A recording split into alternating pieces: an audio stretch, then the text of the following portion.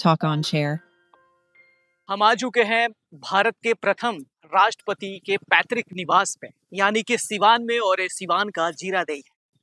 ये ठीक मेरे पीछे जो देख रहे होंगे आप, ये है उनका पैतृक निवास, जहाँ पे वो जन्म लिए और यहीं से उन्होंने अपना प्रारंभिक शिक्षा जो है यहीं से पढ़ना शुरू किया था। तो ये जो घर है, ये आपको बता दूं कि ये भारतीय पुरातत्व सर्वेक्षण डॉक्टर राजेंद्र प्रसाद का पैतृक निवास है, जीरादेई सिवान का है। और ये आर्कियोलॉजिकल सर्वे ऑफ इंडिया के जो डिपार्टमेंट वो लेके इसकी रेख देख करती है। और आइए अंदर का दृश्य आपको दिखाते हैं कि क्या क्या है। महात्मा गांधी भी आए हुए थे, तो किस तरीके से उनके सारे चीजों को सजा कर रखा गया है, किस तरीके से है, ये सभी चीज हम आप तक पहुंचाने की कोशिश करते हैं। ये स्मारक भारत के प्रथम राष्ट्रपति डॉक्टर राजेंद्र प्रसाद की है, पैतृक निवास की है। डॉक्टर राजेंद्र प्रसाद का जीवन, शिक्षा एवं राजनीतिक में उच्च प्रतिमानों के लिए जाना जाता है। राष्ट्रपति से ओतप्रोत अपनी अंतरात्मा की आवाज एवं महात्मा गांधी के चमत्कारिक नेतृत्व से प्रभावित होकर वे वकालत छोड़कर भारत के स्वतंत्रता आंदोलन में शामिल हो गए। इसी घर में उनका जन्म 3 दिसंबर 1884 में हुआ था। उनके पिता का नाम महादेव सहाय था और उनके माता का नाम कमलेश्वरी देवी था। 16 जनवरी 1927 को जब महात्मा गांधी डॉक्टर राजेंद्र बाबू से मिलने आए थे, तो इसी जगह पे उन्होंने विश्राम किया था और यहाँ पे उन्होंने 2 दिन बिताया हुआ था। यानी कि 16 जनवरी 1927 को आए थे और 18 जनवरी 1927 तक यहाँ रुके हुए थे। कहा यह भी जाता है कि डॉक्टर राजेंद्र प्रसाद 5 साल की उम्र तक इसी घर से अपनी प्रारंभिक शिक्षा की शुरुआत की। डॉक्टर राजेंद्र प्रसाद अपनी 5 साल की जो शिक्षा है वो इसी जीरादेई के घर से, इसी घर से उन्होंने शुरू किया था। और आपको बता दें कि वो हर क्लास में टॉप आते थे, यानी कि बेहतर टैलेंट था उनके अंदर, उनकी जो प्रतिभाशाली थी वो उसमें धनी थी। आपको बता दूं कि एक क्वेश्चन जब जांच किया जा रहा था तो उसमें ये बात सामने आई थी कि परीक्षार्थी परीक्षक से बेहतर है, ये उसमें लिखा हुआ था। यानी कि आप समझ सकते हैं कि वो कितने टैलेंट थे, कितने प्रतिभाशाली थे और कितने होनहार थे बचपन से। इसके बाद उनकी प्रारंभिक शिक्षा के लिए वो छपरा हाई स्कूल चले गए और उसके बाद 1902 में उन्होंने प्रेसिडेंसी कॉलेज ऑफ कलकत्ता में दाखिला लिया। कहा यह भी जाता है कि उनकी जो पकड़ थी वो बंगाली भाषा पे काफी ज्यादा थी। कॉलेज के समय वाद विवाद प्रतियोगिता में उन्होंने बंगाली भाषा में अपने प्रतिद्वंदी को हरा दिया था। हालांकि उनकी भाषा, जो पैतृक भाषा है, वो भोजपुरी और हिंदी था।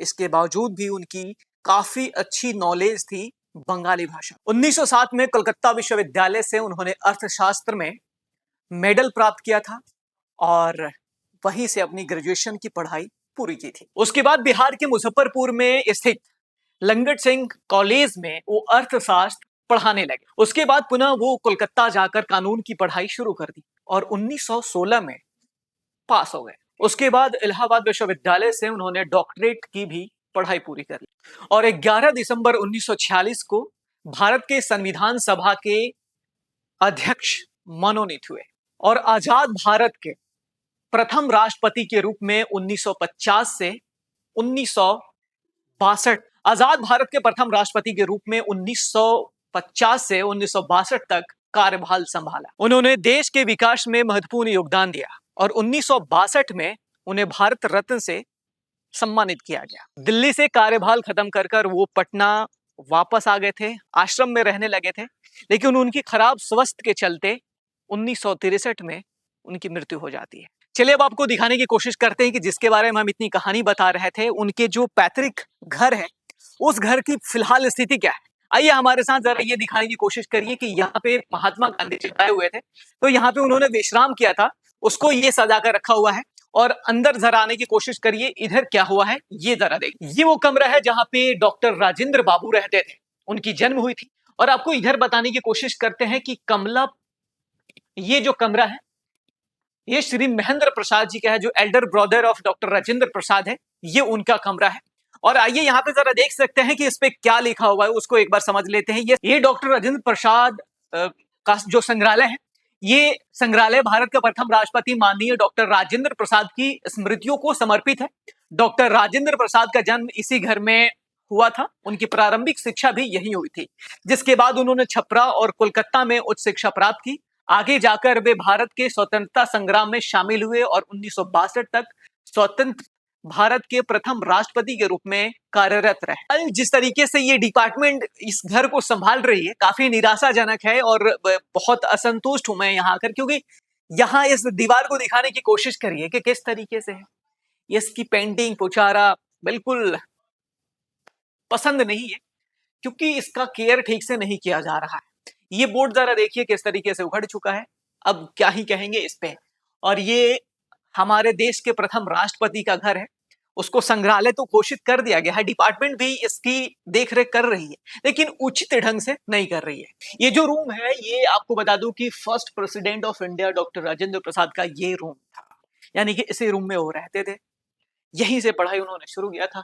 फिर उसके बाद जो है Shri Dhananjay Prasad younger son of doctor Rajendra Prasad का जो कमरा है वो ये रहा। ये कमरे में ताला मारा गया है। और फिलहाल हमारे साथ आ जाइए कुछ और दृश्य आपको। चलिए एक कमरा ये भी है, ये भी कमरा एक है। आपको बता दूं कि अंदर का जो दृश्य है जरा देखिए अब किस तरीके से। कुछ कमरा इधर भी है, पीछे वॉशरूम है और जो अभी अभी बनाया गया है। ये भी 3-4 कमरे हैं इसके पीछे। और ये अंदर का दृश्य है, ये पार्क है, किस तरीके से है। पार्क तो सही है, एक पेड़ भी है अंदर, जब आएंगे आप तो एक पेड़ इसका भी है।